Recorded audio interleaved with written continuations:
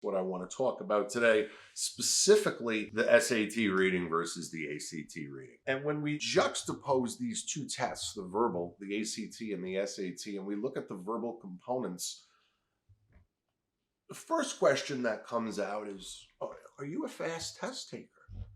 And if you are, and I've worked with thousands of students over, I see a huge, much bigger upgrade potential on the ACT verbal reading than I do with the SAT verbal.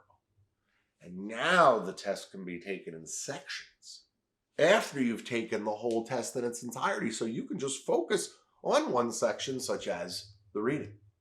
Now, let's look at some issues and concepts about the reading for both tests. I want to take this now to a granular level and break down my thesis and theory here. I can make 4 arguments why I would say the ACT reading is a better test, and not even with extra time, just regular standard time, than the SAT. Argument 1, on the ACT, the questions on the reading are much more direct.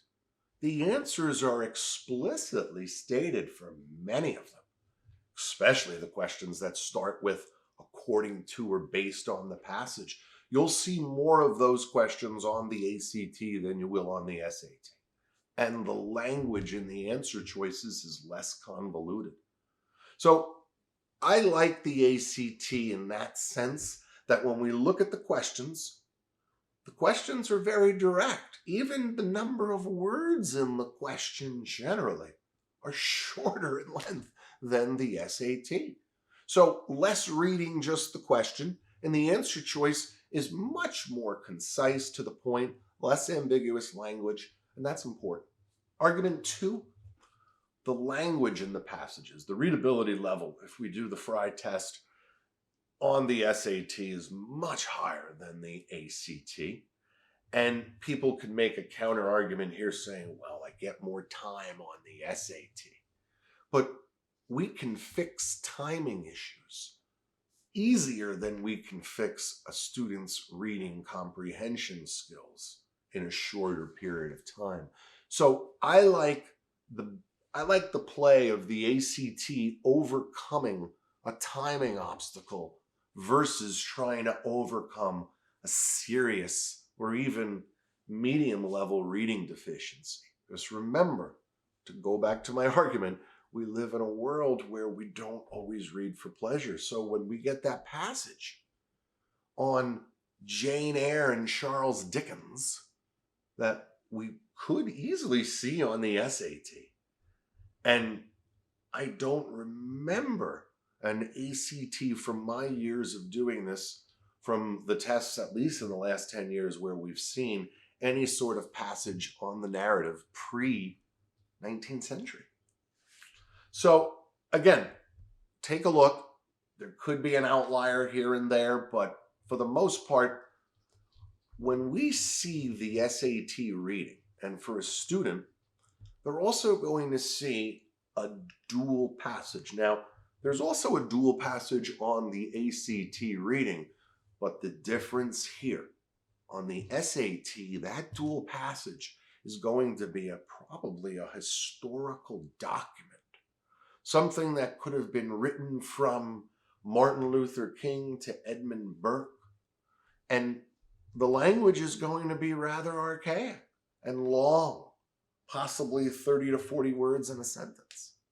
So imagine you're on the clock and you're trying to take this test and you're trying to focus on this type of passage. It is probably challenging even for an adult, let alone a high school student.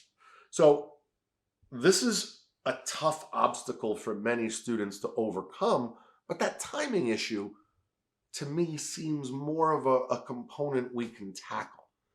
And again, for students with test accommodations, with the extra time, I think it's almost a laydown as to which test is better on the verbal side.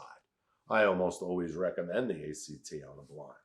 And again, I have 20 years experience teaching both these tests on the verbal side, so I feel that I can make a good argument.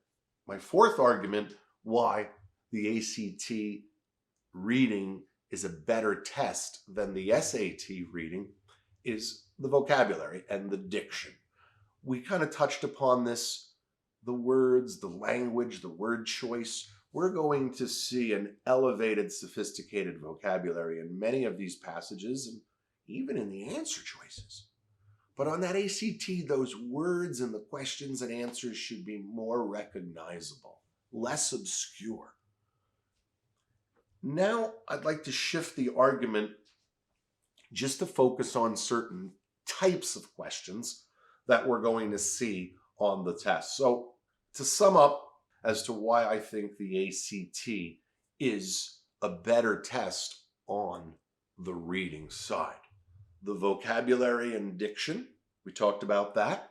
We talked about the language and overcoming some really, really daunting passages and words that we're going to have to see on that SAT. And again, ACT point 3, concise, to the point. Answers should be very direct, more so than the SAT. So when we look at the questions, we see some interesting aspects. On the SAT, we see this type of question called the word most nearly means.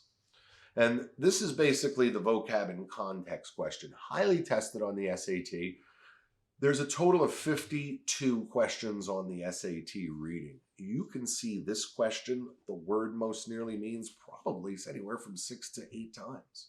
It's a question that looks like, what does the word clear in line 42 most nearly mean? And then they'll give us 4 words. 2 of them will probably be a synonym for clear. And then 2 could mean something closely related. And it's that type of question. You're going to see that a lot on the SAT and less on the ACT. And that's a coachable, trainable question. So if there is one aspect of the SAT reading that I do like, if I have to take that test, it is that question. Very trainable, coachable question. But we're going to see more questions on the ACT that start with according to the passage, based on the passage. We love these questions. I like to refer to these questions as bottom feeder questions, meaning they are easy to gobble up.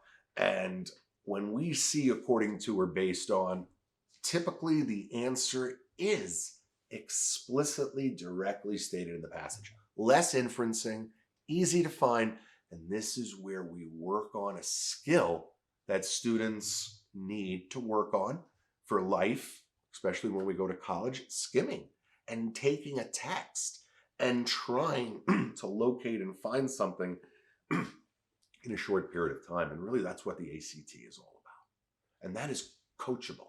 That is trainable, more so than having a student dissect a passage from Wuthering Heights or Bleak House. Victorian novels usually don't fare well for many students. And again, we're not going to see that type of language on the ACT or typically that type of passage. Any questions or need anything, my contact is below. And stay safe and healthy, everybody, or healthy, and we'll talk soon.